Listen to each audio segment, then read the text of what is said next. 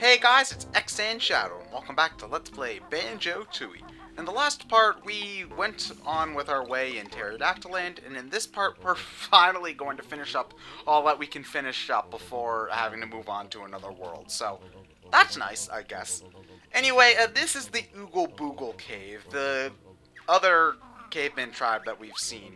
Well, haven't seen up to this point. This is the other caveman tribe in Pterodactyl Land. The other one, the Unga Bunga tribe, is a little bit more mean-spirited than these guys, but you know they're kind of wimpy and survival of the fittest and all that. But you know what? We're gonna go say fuck you to Darwin and help these guys out anyway.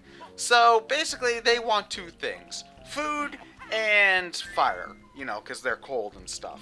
So what you're gonna want to do at the moment anyway is just take care of the fire part. To get them food, we're going to need to sneak some food out of Witchy World, which you can do because there is a door in this cave that leads to Witchy World. You open the door and then you get access between these two areas. The thing is, however, we can't sneak the food out of Witchy World and into Pterodactyl Land without an ability from the next level. So, you know, just keep that in mind for the moment. And once you get that ability, you can go back to Witchy World and take care of business. So, yeah. You see this giant rock here? The one that I'm pretty much... Oh, there it is. It's kind of dark in this cave, so it's easy to miss this rock. But you're going to want to break it open because that whatever thing it's called thing, that pad is necessary in order to get the last Oogle Boogle member his food and his fire. So, yeah, you're going to need to take care of that. The other reason that I waited this long to get to Oogle Boogle's cave, other than the point that it would be kind of pointless to come in here to begin with, is that there is actually a terry egg in this area, as you can probably hear from the sound that you might have heard over despite my endless yakking. Basically, like the Jinjos and like Jam Jars, these terry eggs do make a distinctive sound whenever you enter an area that has one. So, you know, the game doesn't just expect you to wander around blindly. It does give you a hint that there is something here that you might not have seen before. So, okay, I do like that this game does this. It doesn't just expect you to wander around blindly, and that's something that a lot of games like these fails to do. Like, the only other game like this that I can think of that gives you an auditory hint that something is nearby are the Metroid Prime games, where when you're near a missile expansion, even if you can't see it, it would make a humming noise so that you knew where it was. And other than that, in this game, I can't think of too many others that do something like that. And I'm sure that now that you've said it, you're all going to be able to list off like a dozen games that do this. But, you know, I just go off of what I've experienced, and if I haven't played those games, or if I'm just failing to remember them at the moment, my bad. Sorry. Anyway, with that, we've only got one Jiggy left. Well, not one Jiggy left, but we've only got one terry egg left to find in this level, and that terry egg is in the Unga Bunga cave, which thankfully is right next to the Oogle Boogle cave. So that's nice. You know, we don't have to go too far. That's generally why I save these two for last, because on top of just they're being the easiest ones to get, they're also really close to each other. So I don't have to worry too much about getting them. They're very easy to remember. And also, getting the last terry egg to Terry is the easiest to do here. I mentioned this a little bit last part, but the last terry egg that you open, no matter where that terry egg is, that kid's gonna be fat, son. Like super fat. Like, they need to lose some weight. I'm not very good at coming up with insults. Anyway, but yeah, the last terry egg that you find in Pterodactyl Land will be fat no matter where it is. If you found the one underneath the mountain last, that one would be fat. If you found the one in the Oogle Boogle cave last, that one will be fat, etc, etc, etc. And if it's fat, that means that you're actually going to need to take advantage of Banjo and Kazooie here. Basically, if it's too fat, it's not going to be able to fly to Terry on its own, which, you know, sucks. Oh, by the way, it's hidden in this little red crack here, so that's how you know where the egg is, if you're curious. But yeah, that's yeah. See, look at how fat that baby is. It's bigger than Kazooie is. Jesus Christ, that is kind of a fat baby. Yeah. Dude, you're an awful parent. Why are we? Is there dinosaur social services that I can call? Or something. I don't know. And the game does let you know that you are going to need Banjo in order to... Oh, camera! The game does let you know that you are going to need Banjo in order to move this guy. But you're going to need to use Banjo's Taxi Pack in order to move this dinosaur. So, again, that's why I very much recommend finding Taxi Pack as almost immediately after entering Pterodactyl Land. It's basically the most important thing in this entire goddamn level. So, yeah.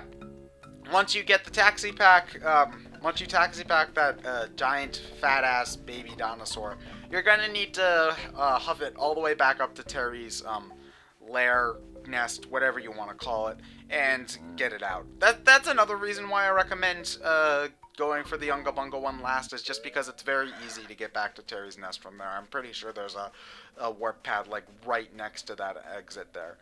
But yeah, just get somewhere in the middle of the nest, and that's the context-sensitive area in which you open up that, open up the pack and drop that gigantic-ass dinosaur egg. A dinosaur, I should just say, in there. If you open up the Taxi Pack too early, like in a non-context-sensitive spot, the thing won't disappear, but it'll magically teleport itself back to where you originally found it. So don't do the Taxi Pack move until you're sure that you're in the right area to get that, to get the bonus from it. So yeah, that's nice. Anywho, more fancy editing time in the... Oh, no more fancy editing time. I'm not doing... What the hell? Ted, no. Ted, what are you doing? Ted, stop. Oh, wait, I know what I'm doing. Suicide! Yeah, that's a trick that I learned very early on in the game. Well, in my experience playing this game, is that committing suicide is a great way of cutting down on backtracking time. Just because you know, it's just easier and faster to find back where you were just by killing yourself, especially with stuff like those split up pads, because I tend to really easily forget what split up pad I used to split these guys up to begin with. And when you kill yourself, you're brought back to the last split up pad you used, if you used one. And, you know, that's pretty nice. So yeah, now that we're out of here, the only real mission we have left is the baby dinosaur mission. Well, the baby dinosaur stuff in general, I should say. And you use that by going into Small Wumba's hut. Thankfully, however, you don't need to have 2 Globos in order to get both transformations in this level. I'm pretty sure I went over this before, but as long as you have a Globo, you can use both the big and the small transformations. It's just a matter of what setting you have Mumbo switch the thing to. But yeah, as baby dinosaur to begin with, for we're adorable, that's pretty good. Like, look at him. I just want to hug it and have it, like, nibble on my finger and then chop... No, actually, I don't want it to chomp it off. What am I thinking? I'm nuts. Anyway, to begin with, yeah, the baby dinosaur can't do anything but walk around and be adorable. So you're going to want to walk yourself to the nearest enemy that you see, and the enemy will teach you how to roar. That's right. We are too dumb to speak. Yeah, that's sad. So, basically, once you get the ability to roar, you press the B button, you tap the B button in order to do a small roar, and you hold it down for a longer roar. What the roar will allow us to do, other than some context-sensitive stuff that we'll get to later on, is it'll allow us to open up these little things. I don't know, I guess they're just dinosaur clubhouses or whatever. They'll warp you to different places, but in this case, it will also get us one of the Cheeto pages, which is nice, because I'm pretty sure that's the last Cheeto page in the level. Yes, it is! Okay, sweet. So, if you've done the little sweep and spray trick I showed you last part, you should have every single Cheeto page at this point in the game. But there's really only one other mission in Pterodactyl Land that you really need to use the baby dinosaur for. And that's the Code of the Dinosaurs. I'm pretty sure, I don't remember where exactly you find the code for the Code of the Dinosaurs, but it involves you using one of the baby dinosaur doors. And I think I actually showed off... No, wait. I'm just jumping into the water. Actually, I might have been using my guide at this point, because the Code of the Dinosaurs cheat is something that I always had trouble remembering when I was a kid, and even now. Wait, isn't this the door I just walked into? Am I being a dumbass again? I am pretty sure I'm being a dumbass again. No, wait, I'm not, because I remember now. There's actually... wait, the code of the dinosaurs might actually be written on that sign in there, but I don't really remember. It's been a really long time since I've actually recorded this. It's been like almost a year, actually. Yeah. I'm pretty damn pathetic. But basically what you need to do is you need to find the code of dinosaurs, which I'm almost positive is written on that sign in the room with the Cheeto page in it.